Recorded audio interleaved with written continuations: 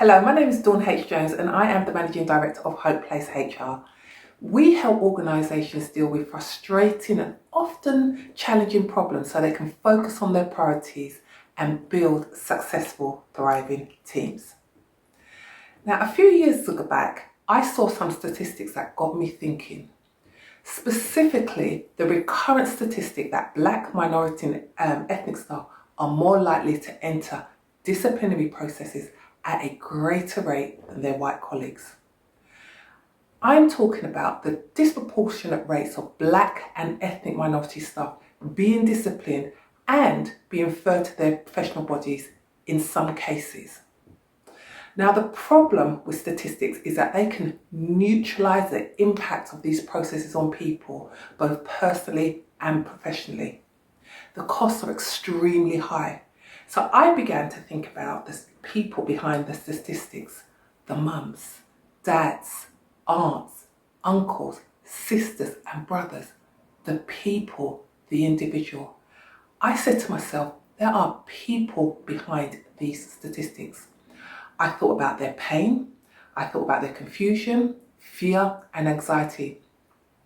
And I also thought about those who don't have a confidence or are too scared to confide in someone.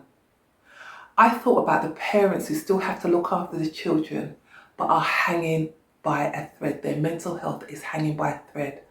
I thought about the people who are fearful that they won't have an income and all that means.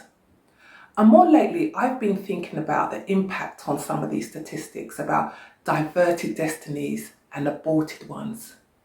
Now, these are some of the realities of the people behind the statistics. They are real and they matter. Now, don't get me wrong, there is a place for fair and transparent disciplinary processes.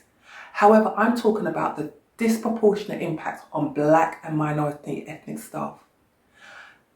Then I started to ask myself, what factors are driving this disproportionality year after year? So I began to really listen to people sharing their experience. I listened to people sharing those experiences on social media. I listened to the experience of some of my clients. I listened to people who attend my online webinars. I heard the stories and experiences of many people suffering mistreatment in the workplace. Now, some of these stories were absolutely heart-wrenching, and some of these stories, to be frank, were too painful to listen to.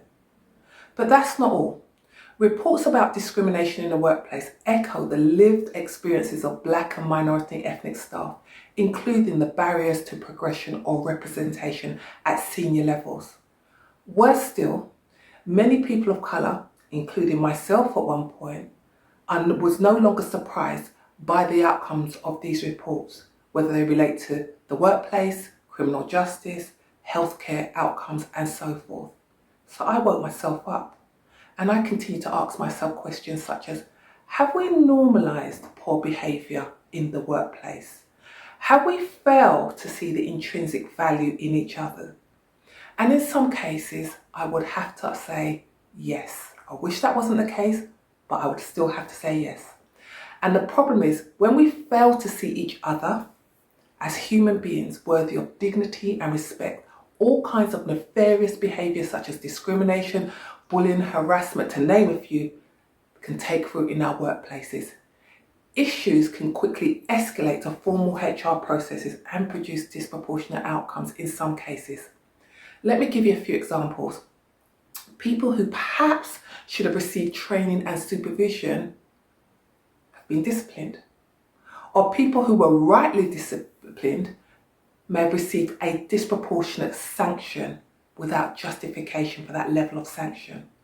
Or people who have been dismissed instead of receiving a final written warning. Now, after listening to hundreds of staff, I believe that one of the factors driving these adverse statistics is the poor behaviour in the workplace, some of which form an unfair or unfounded reason for disciplining employees in the first place or giving unfair outcomes. Now, as a solution to some of these issues, I have written a free course on 3 harmful behaviours in the workplace. I talk about why you need to be aware of them and what you can do if they're present in your organisations, as well as giving you practical strategies to overcome them. I will place the link to to download your training in the comments below. And as I leave you, let's remember to see the intrinsic value in each other and refuse to allow adverse statistics to camouflage who we are, and that is people worthy of dignity and respect. Remember to download your free training. Thanks for listening, and until next time, remember to be HR wise. Bye-bye.